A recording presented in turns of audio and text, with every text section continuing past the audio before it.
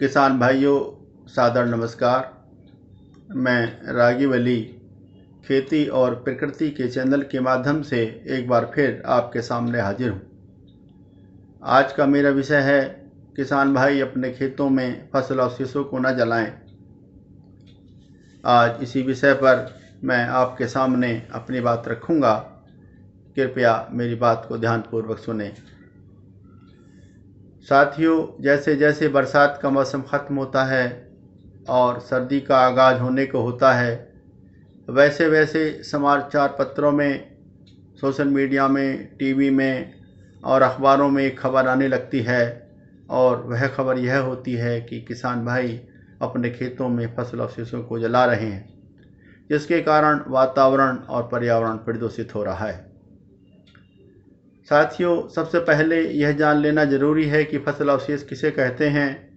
तो मैं आपकी जानकारी के लिए बता देना चाहता हूँ कि फसल से अन्न, फल, फूल काट लेने के बाद या तोड़ लेने के बाद फसल पौधों का जो शेष भाग, जड़, तना, पत्ती, शाख, फूल बचता है, उसी को हम फसल अवशेष कहते हैं। साथियों, पुराने ज़माने में जब हमारे बुज़ुर्ग इस धरती पर खेती करते थे तो अपनी खेती के साथ साथ पशुपालन भी अवश्य करते थे। अपने खेतों में अपने परिवार की आवश्यकताओं के अनुसार, अपने परिवार के स्वास्थ्य को ध्यान में रखते हुए, अपने खेत की, अपनी मिट्टी के स्वास्थ्य को ध्यान में रखते हुए फसलों की बुआई करते थे, फसल चक्र अपनाते थे। अपने खेतों में अन्न की फसलों के साथ साथ दलहन, तिलहन और सब्जी की फसलों की भी बुआई करते थे।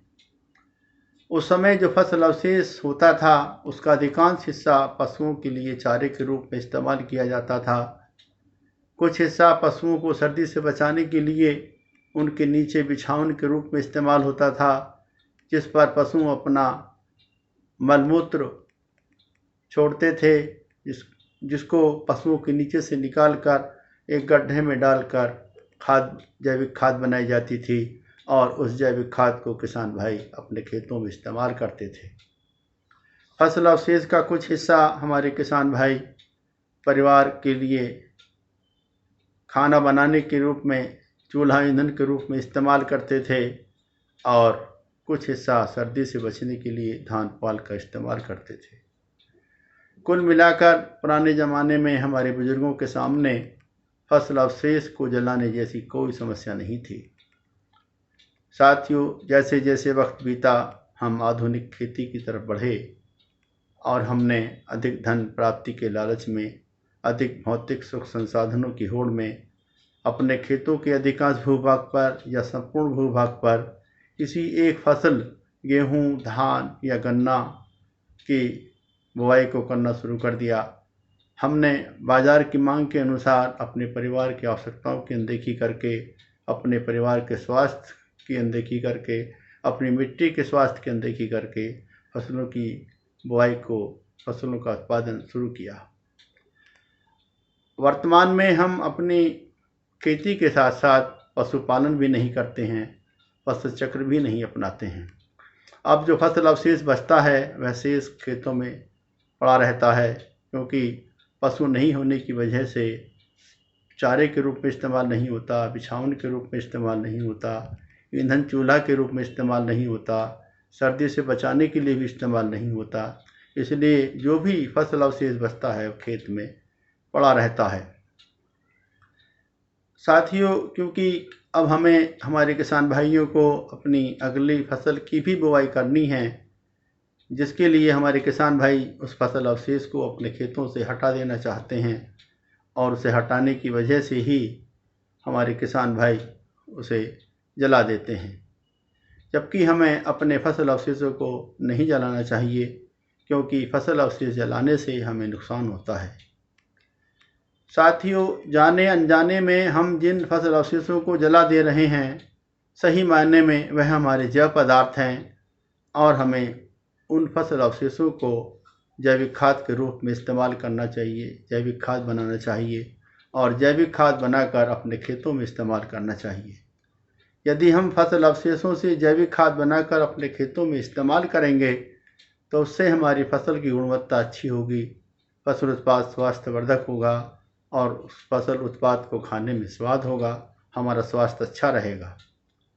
जैविक खाद के इस्तेमाल करने से हमारी मिट्टी में जीवांश कार्बन की मात्रा बढ़ेगी, भूमि की उर्वरता बढ़ेगी, हमारी मिट्टी के भौतिक, रासायनिक और जैविक गुणों में सुधार आएगा, हमारी मिट्टी में जल धारण करने की क्षमता बढ़ेगी, हमारी मिट्टी में नमी बनी रहेगी, हमें अपनी फसलों में बार बार पानी देने की आवश्यकता नहीं होगी, हमारी फसलों में खरपतवार कम उगेंगे और हमारी फसलों में कीट और बीमारियों का प्रकोप भी कम होगा। कुल मिलाकर फसल उत्पादन करने में हमारी लागत घट जाएगी और उत्पादन बढ़ेगा। साथियों, ठीक इसके विपरीत यदि हम अपने खेतों में फसल अवशेषों को जलाते हैं तो उससे हमारी मिट्टी का तापक्रम बढ़ता है और तापक्रम बढ़ने से हमारी मिट्टी में रहने वाले जीव और सूक्ष्म जीव मर जाएंगे। सूक्ष्म जीवों के मर जाने के कारण हमारे द्वारा डाला जाने वाला जैव पदार्थ अब खेतों में नहीं सड़ेगा, या जब हमारे खेत में सूक्ष्म जीव नहीं होंगे तो जैव पदार्थ नहीं सड़ेगा, जीवांश कार्बन की मात्रा नहीं बढ़ेगी, भूमि की उर्वरता शक्ति घट जाएगी और हमारे खेतों में तापक्रम बढ़ने की वजह से हमें अपनी फसलों में पानी देने की बार बार आवश्यकता होगी, भूमि में जल धारण क्षमता घट जाएगी, मिट्टी के भौतिक, रासायनिक और जैविक गुणों पर प्रतिकूल प्रभाव पड़ेगा। फसल अवशेषों के जला देने से वातावरण में एक धुंध सी हो जाएगी, सारे वातावरण में धुआं फैल जाएगा जो हमारे स्वास्थ्य के लिए बहुत ही हानिकारक होगा। फसल अवशेषों के जला देने की वजह से वातावरण में carbon dioxide, carbon monoxide, sulphur dioxide, nitrous oxide, methane और राख फैल जाएगी, हवा के साथ, कणों के साथ घुल मिल जाएगी, जो हमारे स्वास्थ्य के लिए बहुत ही खतरनाक है।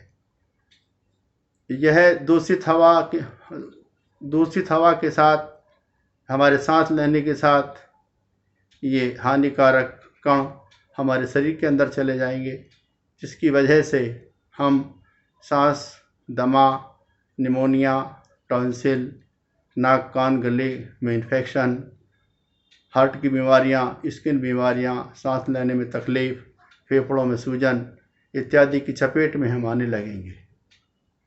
साथियों, आखिर में मैं अपने खेती और प्रकृति के चैनल के माध्यम से आप सब लोगों से फसल अवशेषों के जलाने और न जलाने के नफ़ा नुकसान को देखते हुए आप सभी से पुरजोर अपील करता हूं कि अपने खेतों से फसल अवशेषों को कतई न जलाएं।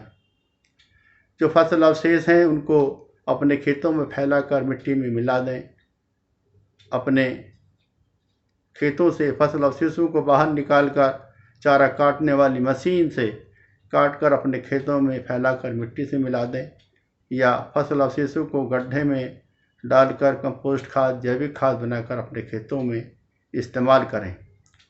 साथियों, मैं पुनः पुरजोर अपील करता हूं कि ऐसी दशा ना आने दें कि फसल अवशेषों को जलाना ना पड़े। बहरहाल मैं यही कहना चाहूँगा कि हमारे किसान भाई किसी भी दशा में फसल अवशेषों को न जलाएं। साथियों, मैं आपसे यह अपील करना चाहता हूं कि यदि आपको मेरा वीडियो अच्छा लगा हो तो अपने साथियों में शेयर कर दें और मेरे इस चैनल को, खेती और प्रकृति के इस चैनल को सब्सक्राइब कर लें। धन्यवाद।